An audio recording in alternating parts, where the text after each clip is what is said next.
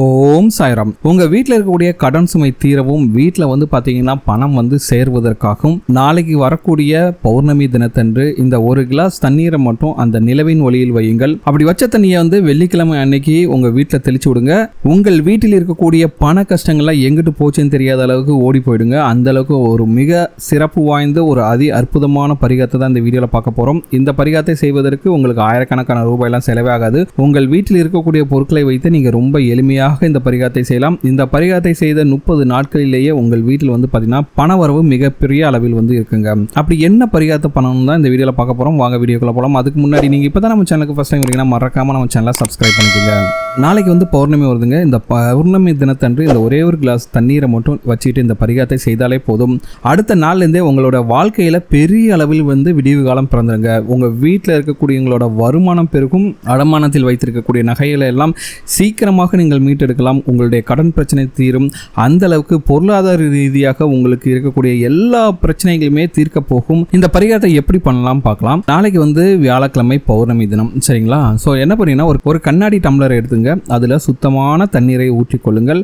இந்த தண்ணியில வந்து ஒரு சிட்டிகை மஞ்சள் தூள், அப்புறம் ₹1 நாணயம், அப்புறம் உங்ககிட்ட இருக்கக்கூடிய எந்த ஒரு தங்க நகையாக இருந்தாலும் சரி, அது சின்ன மோதிரமாக இருக்கட்டும், மூக்குத்தி எதுவாக இருக்கட்டும், எதுவாக இருந்தாலும் சரி, ஒரு தங்க நகை போடுங்க. அதுக்கடுத்து வெள்ளியில் ஏதாவது நகை வைத்திருந்தாலும் சரி, அதையும் இந்த தண்ணியில் போட்டுருங்க. அதுக்கடுத்ததாக உங்களுக்கு தேவைப்படக்கூடிய பொருள் வந்து பார்த்தீங்கன்னா வெள்ளை நிற வாசம் நிறைந்த பூ ஒன்று.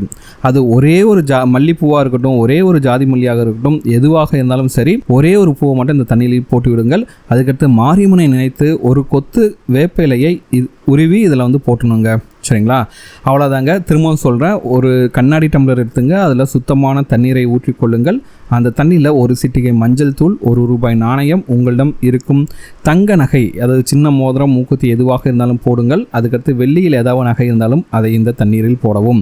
அதுக்கடுத்து ஒரே ஒரு மல்லிப்பூ இல்லைன்னா ஜாதி மல்லி, இதையும் இந்த தண்ணியில் போடுங்க. மாரியம்மனை நினைத்து ஒரு கொத்து வேப்பிலையை உருவி இதில் போடுங்கள், சரிங்களா?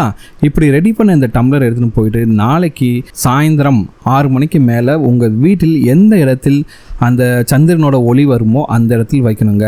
அது உங்கள் வீட்டு மொட்டை மாடியாக இருந்தாலும் சரி, பால்கனி, ஜன்னல், எந்த சைடு இருந்தாலும் சரி, நிலவோட ஒளி வந்தால் போதுங்க, சரிங்களா?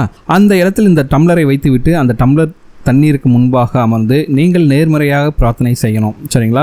உங்களுடைய வீட்டில் பண வரவு, செல்வ வளம் அதிகரித்து கொண்டே செல்லணும். உங்கள் சொந்தக்காரங்கள்லாம் பார்த்து வியக்கிற அளவுக்கு பணம் வந்து சேர்ந்து நீங்களும் பணக்காரராக ஆகணும். நிறைய பணம் சேரணும், நிறைய தங்க நகைகள் சேரணும், வீட்டில் இருக்கவங்க எல்லாருமே முக்கியமாக சந்தோஷமாக இருக்கணும் அப்படின்னு வேண்டுதல் வைத்துக் கொள்ளுங்கள்.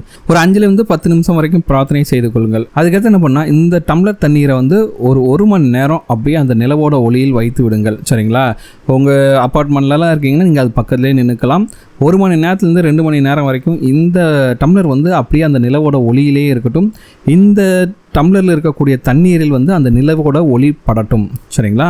அதுக்கடுத்து என்ன பண்ணிங்கன்னா இந்த டம்ளர் தண்ணீரை அப்படியே எடுத்துகிட்டு வீட்டுக்கு கொண்டு வந்துடணும். வீட்டுக்கு கொண்டு வந்துட்டு உங்களுடைய பூஜை அறையில் வைத்து விடுங்கள், சரிங்களா?